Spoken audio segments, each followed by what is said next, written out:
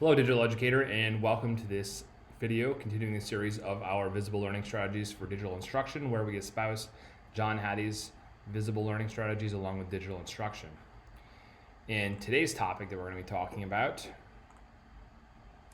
is summarization, and specifically the strategies of tweet summaries and $1.50 summaries.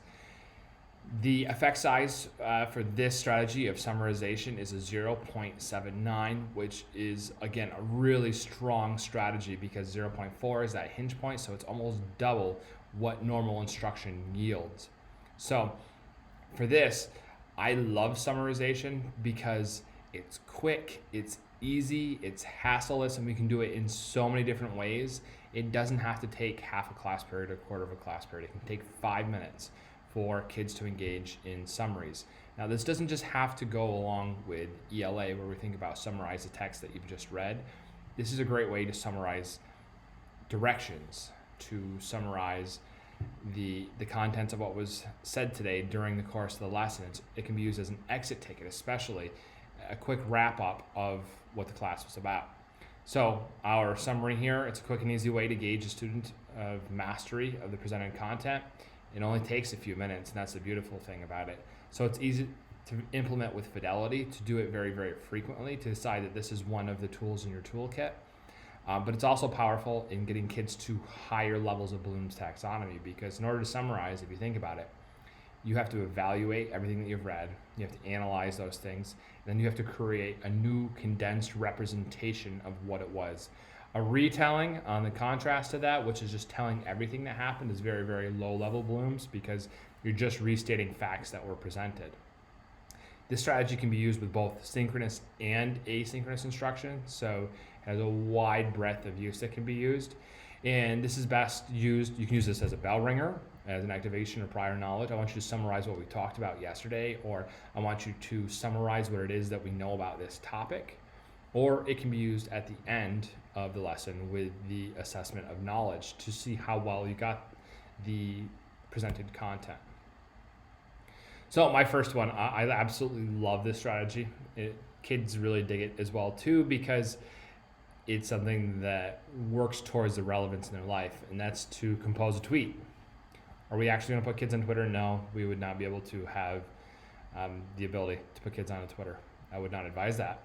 But instead, what we're going to do is we're going to give them a prompt and ask them to summarize the content that was presented inside of the lesson. But the constraint and where the tweet comes from is the second step, in that it has to be 140 characters or less in this summary. So it really, really has to distill down to the most essential points of what it was that we're talking about.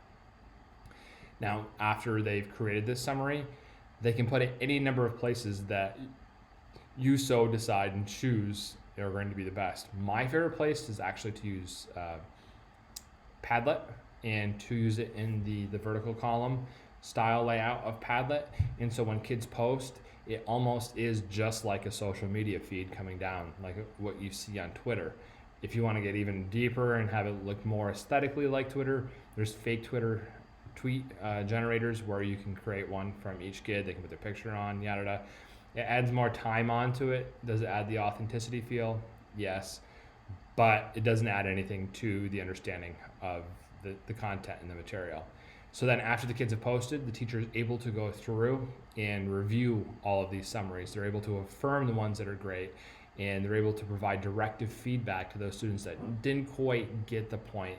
And so the kids are getting lots of repetitions and views of what the content is and what it was about, because they can view their peers' submissions. One of the great things about Padlet as well too is that when you post to the Padlet, you can set the posts so that they have to be approved before they can go up.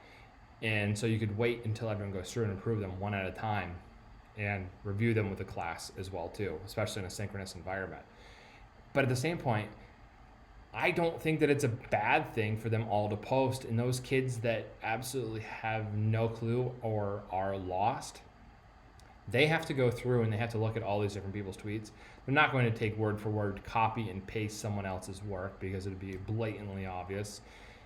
They're going to have to synthesize and process someone else's work, and it's going to provide a scaffold for them, this approachable consumable content that is made by their peers, which often can be at a level that they better understand or presented in a manner that they better understand. So they then can create their own summaries themselves. So that one's really simple, quick, and easy. You can put it right into the chat as well too. If you're using Zoom, if you're using Google Meet, say I want you to put inside the chat a summary of what the lesson was about, and then you can go through and review those. Next is a $1.50 summary, which is just about the same content. It's the same strategy. It's just a little bit different. Instead of counting the characters, you're counting words. So each kid is given $1.50 to spend in their side of their summary, where 10 cents is used for each one of the words. And the kids have then 15 words to use on a summary. They type up this same $1.50 summary, they post it in the chat, they post it into a hyperdoc, they post it into a Padlet, wherever it's going to be. And the teacher again goes through the process of reviewing, affirming the summaries that are correct, working towards directed feedback for those that are a little bit off base. And where it can get really, really cool as well too is that you change the dollar amount. Instead of it being $1.50, it could be a $2 summary or a $2.50 summary. And then it suits whatever your needs are going to be. More complex topics, longer text passages may need a bit more number of words are going to be going on, but I urge you caution that if you get to too many words, you risk the chance of students ending up doing retellings, which is just telling everything that happened instead of boiling it down to the essential components, that analysis and evaluation that's really, really important to getting to high order blooms. And so that is one of my all-time favorite strategies, not just because it is so high in the effect size that it works, but it's so simple, quick, and easy, and you can pull it out of your toolbox at any point to get working. I hope you give it a try, and if you need any help with this, feel free to reach out to our model school staff.